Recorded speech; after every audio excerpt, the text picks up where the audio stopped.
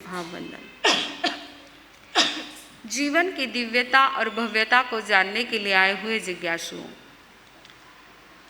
नवकार मंत्र महामंगलमय होली पर्व का आज द्वितीय सूर्योदय, जो नवकार मंत्र की महिमा बताने वाला यह हमारा पर्व है।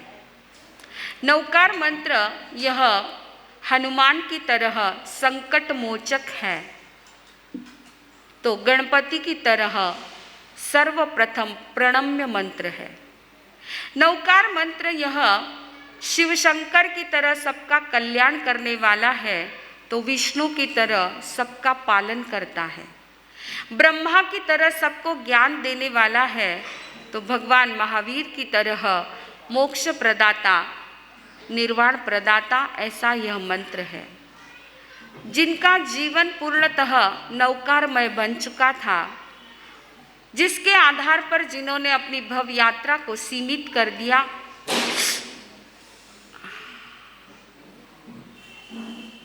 जिसके आधार पर जिन्होंने अपनी भव यात्रा को सीमित कर दिया, ऐसे श्रीपाल कथानक को हम श्रवण कर रहे हैं पिछले कुछ दिनों से। कल तक आपने सुना महारानी कमल प्रभा, जिनके जीवन में संकट पर संकट शुरू हो चुके हैं, पूरा जीवन संघर्षमय बन चुका है। सबसे पहला संकट पति का वियोग, दूसरा संकट देवर की नीयत में खोट, और तीसरा संकट श्रीपाल को कोढ़। महारानी को कल आपने सुना कोढ़ियों का सहारा तो मिल चुका था, परंतु श्रीपाल को कोढ़ हो गया। यह उसकी पुत्र की अवस्था देखकर के माता चिंतित हो गई है कि हे भाग्य, ये क्या हो गया है। इतना सुंदर यह सलोना राजकुमार और आज कोढ़ की बीमारी से ग्रसित हो चुका है। इसलिए कहते हैं कर्म की गति बड़ी विचित्र होती है। कर्म की गति बड़ी विचित्र होती है। सबको शर्म आएगी, कर्म को शर्म नहीं आती है।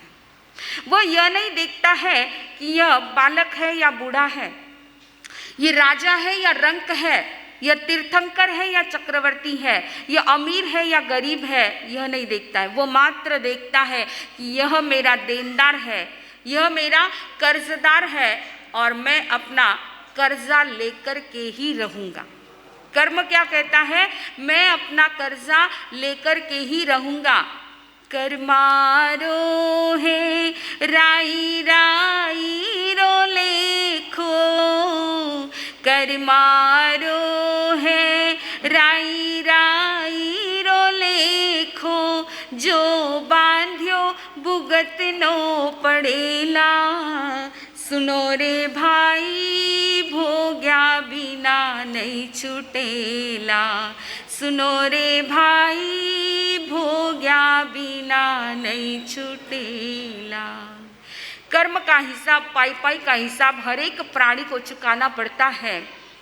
श्रीपाल की यह अवस्था देखकर माता कमल प्रभा चिंतित हो गई कि यह क्या हो गया है। एक तकलीफ मिटी नहीं, दूसरी तकलीफ फिर से शुरू। जैसे एक इच्छा पूर्ण होती है तो दूसरी इच्छा फिर जागृत हो जाती है, वैसे ही एक दुख मिटा नहीं, दूसरा दुख फिर से सामने शुरू हो चुका है। परंतु कहते हैं जो समझदार होते हैं ना, वे दुखों का रोना रोते नहीं बैठते हैं, उसे कर्म का फल समझकर के स्वीकार करते हैं और उसको दूर करने का उपाय सोचते हैं। इसीलिए कहा है चिंता नहीं चिंतन करो, चिंता नहीं, चिंता की आग नहीं, चिंतन का बाग लगाओ, चिंता की आग नहीं, चिंतन का चिराग लगाओ, व्यथा का दाग नहीं, व्यवस्था का बाग लगाओ, चिंता नहीं चिंतन करो तो चिदानंद की प्राप्ति अवश्य होती है। महारानी कमल प्रभा के सामने भी यह एक नई चिंता आ गई है कि श्रीपाल को कोढ़ की बीमारी हो गई है। परंतु महारानी सोच रही है कि संसार में यदि कोई बीमारी है तो उसका इलाज भी अवश्य होता ही होता है। मैं खोज करूंगी, कहीं ना कहीं इसका इलाज मुझे जरूर मिलेगा, और अभी शुरुआत ही है, शुरुआत में ही उस बीमारी का इलाज कर लिया जाए तो बीमारी आगे नहीं बढ़ती है। इसलिए रानी कमल प्रभा ने यह चिंतन करते हुए दल का जो मुखिया था, आवाज कोई नको करो प्लीज, आशीष भैया, जे का बैठे ना मैंने मौन से बैठन रुके हो।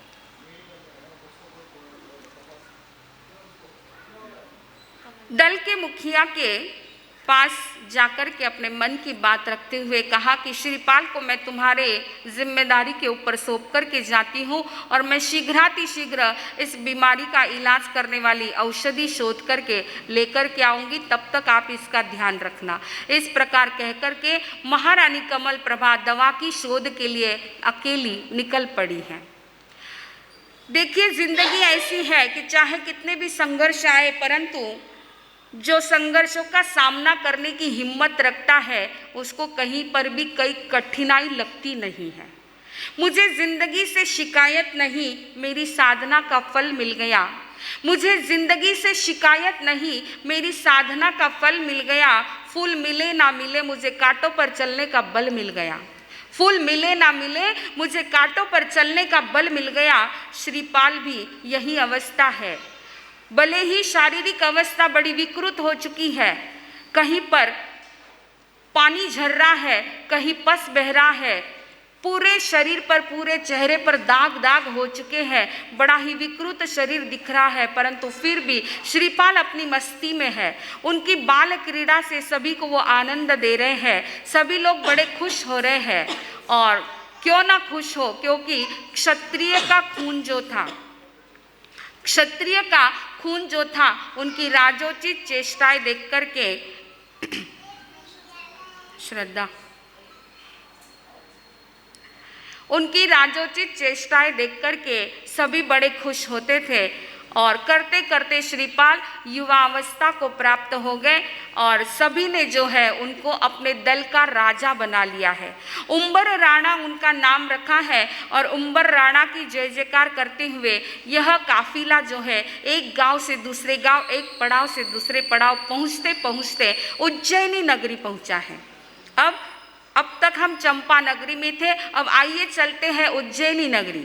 उज्जैनी नगरी व मालवा की राजधानी शिप्रा नदी के तट पर बसी हुई उज्जैनी नगरी, जहाँ का राजा था प्रजापाल, जो बड़ा ही प्रजावत्सल था। उसको 2 रानियां थी, सौभाग्य सुंदरी और रूप सुंदरी। दोनों रानियां बहुत ही सुंदर, सर्वांग सुंदर थी। दोनों में आपस में बहुत प्रेम था। फर्क था मात्र विचारों का फर्क था। आपस में प्रेम था, लेकिन दोनों के विचारधारा जो है अलग अलग थी। एक जो है जिनमत की दृढ़ श्राविका थी और दूसरी मिथ्या मत को मानने वाली थी। मिथ्या मत यानी क्या है? खाओ पियो मौज करो ऐश करो। अरे किसने देखा है नरक और स्वर्ग? किसने देखा है? कौन है जो पाप पुण्य का फल देने वाला? कुछ भी नहीं है। जो है सब सामने है, जितना मिला है उसका उपभोग कर लो, मजे से जी लो। इसको कहते हैं मिथ्यात्व। इसको क्या कहते हैं? मिथ्यात्व। मैं और मेरापन जहाँ पर है उसको मिथ्यात्व कहते हैं। मिथ्यात्व वह विष वृक्ष है जहाँ पर विष के फल लगते हैं। और दूसरा है सम्यक्त्व की विचारधारा कैसी है कि मेरी आत्मा अजर अमर है, शाश्वत है, बाकी सब कुछ नश्वर है। बाकी सब कुछ नश्वर है, मेरी आत्मा शाश्वत है। इस जगत में काल और कर्म से बलवान और कोई नहीं हो सकता है। इसलिए धर्म की शरण लेकर के धर्म के कार्य करो। शुभ का उदय होता है तो शुभ कार्य होते हैं, अशुभ का उदय होता है तो सारा अशुभ होता है। संयोग और वियोग में मध्यस्थ भाव रखो। देव गुरु धर्म की शरण लेकर के कर्म का स्वरूप समझ करके, कर्म के सिद्धांत को स्वीकार करके उस तरह से आप जीवन जियो। इसको कहते हैं सम्यक्त्व। सम्यक्त्व एक अमृत वृक्ष है जिस पर अमृत के ही फल लगते हैं। तो ऐसे एक सौभाग्य सुंदरी जो है मिथ्या मत वाली है और रूप सुंदरी सम्यक्त्व मत वाली है। दोनों को एक एक राजकन्या थी। एक थी सुर सुंदरी और दूसरी थी, बोलो कौन थी दूसरी? मैना सुंदरी। मैना सुंदरी जो हमारे कथा की नायिका है। इस कथा की मूल नायिका, जैसे आप पिक्चर देखते हो ना, हीरो होता और हीरोइन होती, उसके बिना तो पिक्चर बनता ही नहीं है। तो हमारा भी यहाँ पर जो यह चल रहा है, घटना जो चल रही है, इस घटना में भी मूल नायक श्रीपाल है और मूल नायिका मैना सुंदरी है। आज मैना सुंदरी की एंट्री है हमारी इस कहानी के अंदर। मैना सुंदरी और सुर सुंदरी दोनों अपने माताओं के विचारों का सिंचन था। दोनों कलाचार्य के पास, दोनों को पढ़ने की योग्य उम्र होने के पश्चात दोनों को कलाचार्य के पास पढ़ने के लिए भेजा है। यहाँ पर एक चिंतन होता है, एक प्रश्न होता है कि वो जमाना था जब स्त्रियों को बाहर की व्यवहारिक शिक्षा देने की आवश्यकता नहीं होती थी, ना ही उनको आज की तरह जॉब करना होता था या ना ही उनको कोई व्यापार में आने दिया जाता था, मात्र उनको घर संभालना होता था। तो घर संभालने की कला तो माँ बाप भी सिखा देते हैं, फिर बाहर कलाचार्य के पास व्यवहारिक शिक्षा पढ़ने के लिए उनको बाहर क्यों भेजा जाता था? क्या कारण था? क्योंकि वो जमाना नहीं था आज के जैसा, तो फिर क्यों पढ़ाते थे? इसका बहुत सुंदर समाधान दिया है चिंतकों ने कि वो जमाने में भी जो व्यवहारिक शिक्षा होती थी वो धार्मिक शिक्षा का एक प्रमुख अंग होती थी। धार्मिक शिक्षा का प्रमुख अंग होती थी, यानी भाषा, गणित आदि को पढ़ कर के जीवन के तत्वों को समझने में बहुत बड़ा यह सहयोग होता था। इसलिए उस समय में भी स्त्रियों को पढ़ाया जाता था। आप जानते हैं भगवान ऋषभदेव ने स्त्रियों को कितनी कला दी है? 64 कला दी है। 64 कला स्त्रियों को सिखाने के लिए भगवान ऋषभदेव ने यह कार्य किया है। जैसे पुरुषों को 72 है तो स्त्रियों को 64 कला सिखाई जाती है।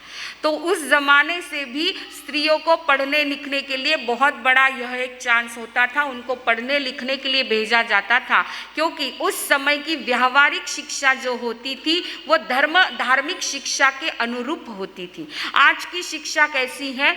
आज की व्यवहारिक शिक्षा मात्र पेट भरने की कला सिखाती है, मात्र आजीविका का साधन देती है। आज की व्यवहारिक शिक्षा, ये शिक्षा का अपमान है, ये शिक्षा का अपमान है। शिक्षा तो ऐसी हो जो जीवन जीने के लिए वो कला सिखा दे। परिवार के साथ कैसा जीना है, समाज के साथ कैसा जीना, अपने आत्मा के लक्ष्य को कैसे पहचानना है, ये शिक्षा व्यवहारिक शिक्षा में होनी चाहिए। परंतु आज शिक्षा का पूरा ध्येय बदल चुका है, पूरा ढांचा बदल चुका है और जीने का ढंग भी बदल चुका है। परंतु उस समय में जो शिक्षा दी जाती थी, व्यवहार शिक्षा, बहुत ही सुंदर यह शिक्षा दी जाती थी। और सुर सुंदरी और मैना सुंदरी दोनों जो है 64 कलाओं में प्रवीण हो चुकी है, परंतु फिर भी ज्ञानियों की दृष्टि में सुर सुंदरी अशिक्षित रह गई, क्योंकि जैसे जैसे वो शिक्षा प्राप्त करती गई वैसे वैसे उसका संसार का रस बढ़ता गया, उसका मान कषाय बढ़ता गया, अहंकार और ईगो बढ़ता गया कि मेरे जैसा होशियार कौन है, मेरे जैसा सुंदर और कौन है। इस प्रकार के भाव उसके बढ़ते गए। लेकिन मैना सुंदरी, उसी के साथ में पढ़ने वाली मैना सुंदरी, उसका जैसे जैसे ज्ञान बढ़ा वैसे वैसे नम्रता, विनय आदि, शील, सदाचार, ये सारे सद्गुण उसके बढ़ते गए हैं। दोनों 64 कला में प्रवीण हो चुकी है। अपनी शिक्षा पूर्ण करने के पश्चात कलाचार्य उनको राज्यसभा में लेकर के आ रहे हैं। राजा को यह सूचना दी है कि दोनों ही राजकन्या पढ़कर के पूर्णतः तैयार हो चुकी हैं और पुनः आपको सुपुर्द की जा रही है। इस प्रकार जब ये समाचार मिले हैं तो राजा ने जो है उन दोनों की पूरी सभा के अंदर परीक्षा लेने का निर्णय किया है। मंत्री के साथ सलाह मशुरा करके कि आज मैं भी जानना चाहता हूँ कि मेरी बेटियों ने क्या पढ़ा है, मेरी बेटियों ने क्या अध्ययन किया है, कलाचार्य ने उनको कैसे पढ़ाया है, किस प्रकार पढ़ाया है। ये सारा एक जनता के सामने पिता ही पुत्री की परीक्षा लेने वाले हैं। बड़ा सुंदर ये आयोजन होता है। पूरी सभा खचाखच भरी हुई है। दोनों राजकन्याएं राजसभा में आती हैं और पिता उनको कैसे कैसे सवाल पूछते हैं और क्या वो जवाब देती हैं। दोनों अवसर आने पर इस बात को हम देखेंगे। आइए, आज हमारे सामने 2 प्रसंग और है, इसलिए आज श्रीपाल कथा को खंडित नहीं करना, इसलिए 15 मिनट मात्र ये लिया है। दूसरा महत्वपूर्ण प्रसंग है हमारे श्रमण संघ के युवाचार्य पूज्य श्री महेंद्र ऋषि जी महाराज साहब, जिनका 5 अक्टूबर को जन्म दिवस आता है। हम सब उसको मनाना चाहते हैं, मात्र संडे के हिसाब से, सुविधा के हिसाब से हम 3 दिन पहले मना रहे हैं। तो एक प्रसंग है पूज्य श्री युवाचार्य श्री जी का जन्म दिवस। दूसरा प्रसंग है आज 2 अक्टूबर, किसका जन्म दिवस? महात्मा गांधी का जन्म दिवस। तो ये दोनों प्रसंग, आइए उस विषय में हम कुछ सुनेंगे। अभी अभी आपने, और महत्वपूर्ण तीसरा प्रसंग है मातृ पितृ पूजन, चरण पूजन कार्यक्रम।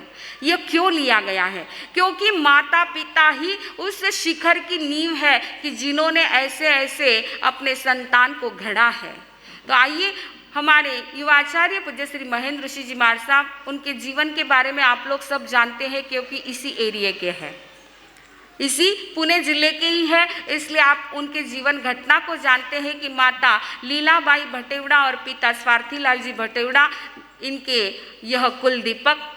माता पिता ने जिनको जन्म से मंजू नाम दिया था, जन्म से मंजू नाम दिया था, और बालक जब गर्भस्थ अवस्था में गर्भस्थ शिशु के रूप में थे तब कहते हैं माता लीलाबाई को एक सपना आया। ध्यान से सुन लेना, कभी आपको भी ऐसा सपना आ जाएगा तो। माता लीलाबाई को एक सपना आया कि गुरुदेव आचार्य भगवान पधारे हैं और मैंने उनको कुछ बहराया है।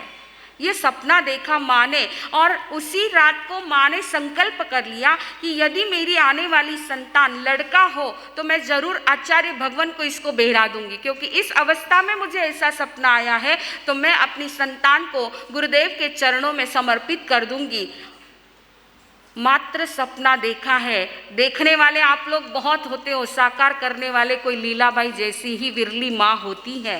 और आपको आश्चर्य होगा, बालक मंजू मात्र 5 या 6 वर्ष के थे, गुरुदेव पधारे हैं और माँ अपने उस छोटे से बालक को लेकर गुरुदेव के चरणों में पहुँच गई और गुरुदेव से कहा, गुरुदेव इस कच्ची मिट्टी को आकार आपको देना है, इस कच्ची मिट्टी को आकार आपको देना है, इसका जीवन आपको गढ़ना है, मैं आपके चरणों में इसको समर्पित करना चाहती हूँ। थोड़ा सा कल्पना की दृष्टि से अपने बंद आंखों के सामने एक चित्र लाइए कि 5-6 साल का छोटा सा बिल्कुल गोरा गोमटा गुटगुटी थे, ऐसे वो थे, बहुत सुंदर थे हमारे युवाचार्य श्री जी, और माँ जो है गुरुदेव के चरणों में समर्पित कर रही है। अरे आपका 5-6 साल का बच्चा बहुत ज़्यादा उधम करता है, ये तो घना शांत बैठ गया महाराज, है ना, तो बहुत ज़्यादा उधम करते हैं। देखो कितने बारी हासे हो। तो जब बहुत ज़्यादा उधम करते हैं माँ गुस्से में आती है और माँ क्या करती है, बाथरूम में बंद कर देती है उसको। लेकिन 5-10 मिनट ही जब वो आंखों के सामने नहीं दिखता है तो वही माँ जो बाथरूम में बंद करती है, वही माँ तुरंत उसको खोल के अपने नज़दीक लेती है, अपने सीने से लगा देती है। तो चिंतन कीजिए, ऐसा 5-10 मिनट भी आपका बच्चा आंखों के सामने आपको नहीं दिखता है, वह धन्य है, वह लीलाबाई माँ, वीर माता, जिसने 5-6 साल के बच्चे को जीवन भर के लिए गुरु के चरणों में समर्पित कर दिया। और गुरु घड़ते गए हैं। पानी, मिट्टी में पानी मिले तो कीचड़ बन जाता है, परंतु कुंभकार उसी मिट्टी में पानी मिलाकर के उसका घड़ा बनाता है, उस घड़े को तैयार करता है। उस घड़े में पानी या दूध भरा जाता है या शहद भरा जाता है, और कभी वह घड़ा यदि टूट जाए, उस घड़े के टुकड़े हो जाए, तो उस टुकड़ों में यदि पानी मिला दो तो वापस कीचड़ बनेगा क्या? वापस कीचड़ बनेगा उसका? नहीं बनेगा। क्यों? क्योंकि वो संस्कारित हो चुका है, और जो संस्कारित हो चुका है वो अपने पूर्व रूप को कभी प्राप्त नहीं करता है। जैसे कुंभकार मिट्टी के कैरेक्टर को बदल देता है, शिल्पकार पत्थर के कैरेक्टर को बदल देता है, वैसे ही गुरु भी शिष्य के कैरेक्टर को बदल देते हैं। ऐसे हमारे आचार्य सम्राट पूज्य गुरुदेव, जिन्होंने अपने शिष्यों के कैरेक्टर को बदल दिया, मात्र कैरेक्टर नहीं बदला, ऐसा जीवन बना दिया कि आज इतनी ऊंचाइयों के शिखर पर वो पहुंच रहे हैं। गुरुदेव के सामने सारे छोटे छोटे शिष्य थे, फिर वो चाहे हमारे उपाध्याय पूज्य श्री प्रवीण ऋषि जी महाराज साहब हो, या युवाचार्य पूज्य श्री महेंद्र ऋषि जी महाराज साहब हो, या फिर हमारे पूज्य श्री आदर्श ऋषि जी महाराज साहब हो। इन सारे शिष्यों को गुरुदेव ने ऐसा घड़ा कि आज सभी के सभी जो है अपने अपने क्षेत्र में ऊंचाइयों के शिखर पर पहुंच रहे हैं। मुझे याद आता है बाल वैरागी पूज्यवर, इनके जीवन की पूज्यवर ने तो सब आंखों के सामने देखा हुआ है, उनके आंखों के सामने ही वो वैराग्य अवस्था में थे, सब कुछ देखा हुआ है। कई बातें अभी आते आते भी कई बातें पूज्यवर बता रहे थे। तो बाल वैरागी मंजू, जिनको गुरुदेव रोज स्वयं कुछ न कुछ पाठ पढ़ने के लिए देते थे और शाम को उनकी रिविजन लेते थे कि आज जो कुछ लर्न किया है शाम को तुम्हें सुनाना है। एक दिन एक पाठ दिया और लर्न नहीं किया है, गुरुदेव ने पूछा, लर्न नहीं किया, याद नहीं किया? बोले नहीं किया। प्रेम से समझाया, कोई फर्क नहीं। डांट कर के समझाया तो भी फर्क नहीं। आखिर एक दिन, क्योंकि खेलने में थोड़ा नटखट थे, युवाचार्य श्री जी हमारे नटखट थे, तो गुरुदेव ने एक दिन रात को प्रतिक्रमण के पश्चात उनको बुलाया, मंजू तुम्हें महान बनना है ना? इतना ही पूछा, तुम्हें महान बनना है ना? मंजू ने कहा हाँ गुरुदेव, महान तो बनना है। और बस गुरुदेव की आंखें नम हो गई, गुरुदेव की आंखें नम हो गई। शिष्य ने जब गुरुदेव का चेहरा देखा और बस संकल्प कर लिया, आज से गुरुदेव को शिकायत का मौका नहीं आने दूंगा। और फिर उसके बाद में जो है, जो ज्ञान यज्ञ में शुरू हो गए, जो पढ़ाई उन्होंने की है, संस्कृत हो, प्राकृत हो, न्याय हो, व्याकरण हो, आदि बाहर की भी जो भी पढ़ाई है, ऐसी कोई भी विद्या नहीं जो उनको नहीं आती है। सब कुछ उन्होंने अध्ययन किया है। और इसका उदाहरण मैं आपको बता दूं कि हम लोग जब नगर में थे, सारे छोटे छोटे साधु साध्वियों को युवाचार्य श्री जी समवायांग सूत्र पढ़ाते थे, और वो भी मात्र संस्कृत टीका के आधार पर। हिंदी का कोई अर्थ वो पढ़ते नहीं थे। इतना उनका ज्ञान, उनकी बुद्धि, इतनी उनकी प्रतिभा रही है कि उन्होंने हम लोगों को भी, स्पेशली मैंने आचार्य तक की परीक्षा की, काफ़ी पढ़ाई उन्हीं के मुखारविंद से की है। तो जो भी कठिन ऐसे विषय थे, बहुत सुंदर और सरल तरीके से वो पढ़ाते थे। तो ऐसे हमारे युवाचार्य श्री जी के लिए कितना कहे, हमारी समय की सीमा कम है और आगे का कार्यक्रम हमारा लंबा है, इसलिए बस उनके जन्म दिवस के इस मंगलमय पावन अवसर पर हम पूज्य श्री प्रवर्तिनी जी महाराज साहब एवं समस्त साध्वी वृंद की ओर से एवं समस्त श्री संघ की ओर से यही मंगलमय प्रार्थना प्रभु चरणों में करते हैं कि हमारे युवाचार्य श्री जी इसी प्रकार दीर्घायु हो, शतायु हो, तीर्थयरा तव पश्यन्तु, सिद्धा सिद्धिम तव दिशन्तु। यही मंगल कामना हम युवाचार्य श्री जी के लिए करते हैं।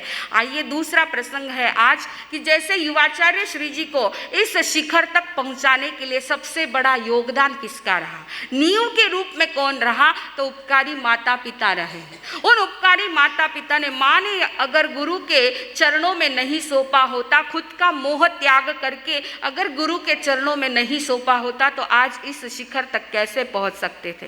तो सबसे बड़ा उपकार है माता पिता का। उन माता पिता को हम भाव नमन करें और हम भी यही प्रार्थना करें कि हम भी उस वीर माता पिता की कोटि में आ जाए। आइए आज दूसरा प्रसंग है 2 अक्टूबर गांधी जयंती। महात्मा गांधी आज पूरे देश नहीं विदेश में भी जो छा चुके हैं। महात्मा गांधी के लिए भी यही बात आती है कि कोई भी व्यक्ति ऊंचाइयों के शिखर पर जब पहुंचता है तो सबसे महत्वपूर्ण बात होती है कि उनके कदमों में जोश हो, ध्येय लक्ष्य का बोध उनको हो और उनके कदमों में जोश भरने वाली, उनके कदमों को मजबूत करने वाली, उनके हौसलों को बुलंद करने वाले कोई न कोई प्रेरणा स्रोत रहते हैं, कोई न कोई प्रेरणा स्रोत रहते हैं। चाहे फिर वो माता पिता हो, चाहे पत्नी हो, चाहे भाई बहन हो, चाहे गुरु हो, जो भी हो, किसी न किसी की प्रेरणा हर एक महापुरुष के पीछे रही है जो उनको आगे बढ़ाती है। ऐसे हमारे महात्मा गांधी की प्रेरणा स्रोत कौन है, तो उनकी माँ। घटना आप जानते हैं कि माता, जब गांधी जी बापू विलायत जो है पढ़ने के लिए विदेश जाने लगे तो माँ उनको लेकर के कहाँ गई थी, याद है आपको? इतिहास में सब पढ़ा हुआ है ये। कहाँ गई थी? पंडित बेचरदास जी के पास लेकर के गई थी और उनके पास ले जाकर के माँ ने कहा कि मेरा बेटा जो है विलायत जा रहा है, विलायत में इसकी चारित्र की सुरक्षा रहे, इसके लिए आप इनको प्रतिज्ञा करवा दीजिए। और पंडित बेचरदास जी ने 3 प्रतिज्ञा उनको करवाई है, क्योंकि वो जानते थे चारित्र को कलंकित बनाने वाले 3 चीजें हैं। एक तो शराब, दूसरा है संपत्ति और तीसरा है सुंदरी। शराब, संपत्ति और सुंदरी, ये तीनों चीजें विदेश में घातक है और जिनका बोलबाला चल रहा है विदेश में। तो ऐसे इन तीनों की प्रतिज्ञा पंडित बेचरदास जी ने करवाई गांधी जी को, और उसकी वजह से ही गांधी जी विदेश में रह कर के भी सुरक्षित रहे। वरना उनके सामने भी ऐसे कई प्रपोजल आए थे, इस प्रकार के प्रपोजल उनके सामने भी थे, कई प्रकार के दोस्त भी, इस प्रकार के आमंत्रित करने वाले दोस्त भी उनको मिले थे, परंतु फिर भी गांधी जी सुरक्षित रहे हैं तो मात्र इन 3 प्रतिज्ञा के कारण। तो ऐसे गांधी जी के जीवन में काफ़ी ऐसे प्रेरणा स्रोत रहे, चाहे वो पंडित बेचरदास जी हो, चाहे श्रीमद राजचंद्र हो, चाहे रस्किन की किताब अनटू दिस लास्ट हो। लेकिन मैं एक ऐसा व्यक्तित्व आपके सामने लाना चाहती हूँ, शायद आप नहीं जानते होंगे, लेकिन हमारे गांधी जी के जीवन में अहिंसा की नींव डालने वाले, अहिंसा के संस्कार मजबूत कराने वाले यदि कोई है तो गौरव के साथ कहूँगी हमारे पूज्य गुरुवर्या श्री जी, बड़े मार साहब की गुरुवर्या श्री जी, क्रांतिकारी विचारिका पूज्य श्री उज्जवल कुमारी जी मार साहब।